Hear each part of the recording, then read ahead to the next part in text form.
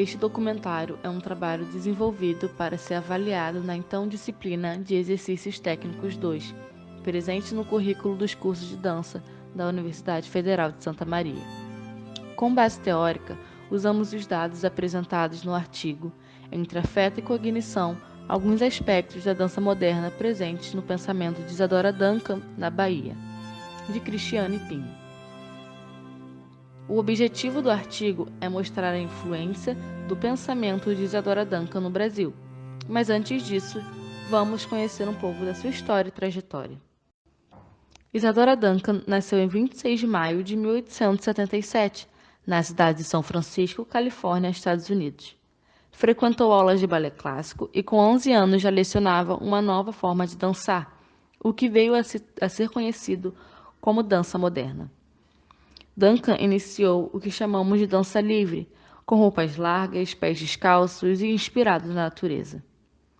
Decepcionada com a má recepção dos americanos com a sua arte, ela se muda para a Europa. Isadora Duncan muda-se para a Europa com sua família, fixando morada inicialmente em Paris, onde teve a oportunidade de estudar a arte grega clássica e a mitologia. Conviveu então com grandes artistas e pensadores daquela época, como Auguste Rodin, a sua mulher Camille Claudel e o pintor de teatro Constantin, além do pintor Jean Cocteau e do músico Richard Wagner, dentre outros. A partir daí, buscou que poderia indicar certo grau de interdisciplinaridade entre sua dança e outras áreas das artes, trazendo para suas criações coreográficas a melodia de grandes compositores da música clássica, como já mencionado, e causando grandes reverberações. Richard Wagner, Frédéric Chopin, Ludwig van Beethoven e Franz Schubert.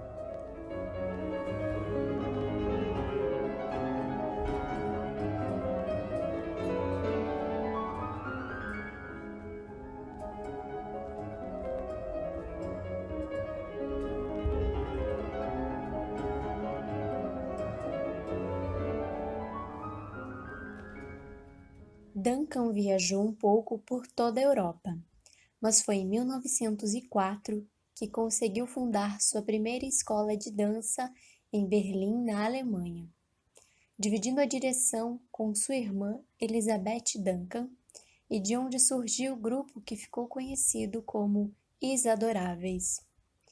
Esta escola selecionava filhos de trabalhadores comuns para o aprendizado da dança, assim como para a educação em artes de modo geral, integrados na natureza, dançando de pés descalços, usando túnicas e ligados pelo princípio da liberdade. Empolgada pelos ideais da Revolução Soviética, Duncan também abre uma escola em Moscou, na Rússia, com o apoio do governo, no qual tornou-se popular e desenvolveu peças coreográficas interagindo com o contexto político-histórico da época. O fato da técnica de Duncan ser comumente conhecida como dança livre nada tem a ver com a inexistência de regras. A liberdade evocada nessa técnica começa pela vestimenta, com o uso da túnica feita de um tecido leve como a seda, pés livres de calçados, o que a torna conhecida como a dança dos pés descalços. Destaca-se uma característica específica desenvolvida por Duncan, a partir da consciência do plexo solar, localizado no centro do peito, próximo ao coração e ao diafragma, lugar em que ela acreditava ser o motor gerador, de onde partiam todos os movimentos do corpo, próximo ao coração, morada de nossas subjetividades. Foi esse motor, um dos conceitos que impulsionou Duncan ao longo da sua vida, motivou e aqueceu a sua dança, conferiu-lhe um diferencial de criatividade e ineditismo à sua arte.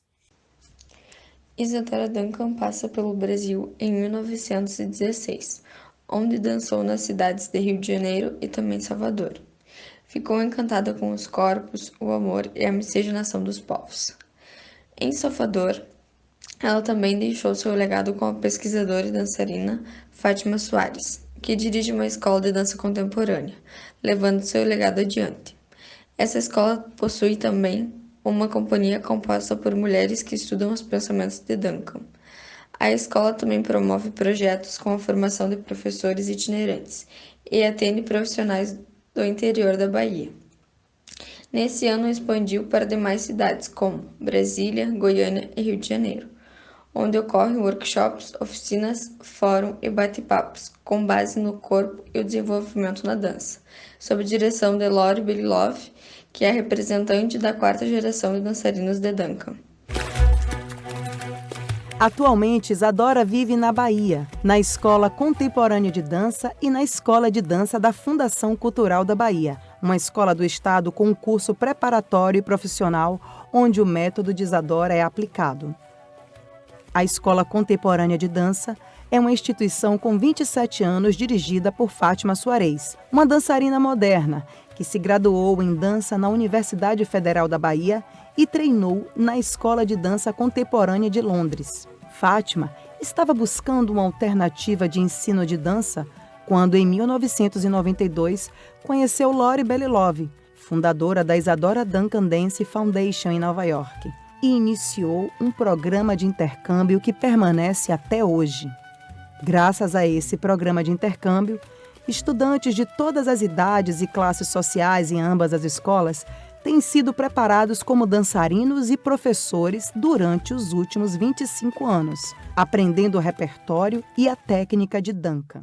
Lori ministra também um masterclass para estudantes bailarinos que possuem interesse na obra de Duncan para aperfeiçoamento profissional. Em 1916, deixou seu rastro em Salvador, onde a dança moderna ganhou visibilidade, e esses corpos dançantes levam a dança até os dias atuais. No ano de 2017, foi feito um espetáculo em sua homenagem, com o nome Isadora Vive, e também apresentado no Isadora Duncan International Symposium, na cidade de São Francisco, Califórnia, cidade natural de Isadora Duncan.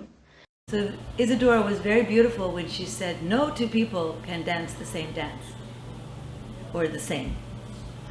This is so important. This is the modern dance. This brings modern dance forward. Isadora said so many things to clarify what is modern dance, what is the modern spirit. Why are we trying to push people into these boxes and, you know?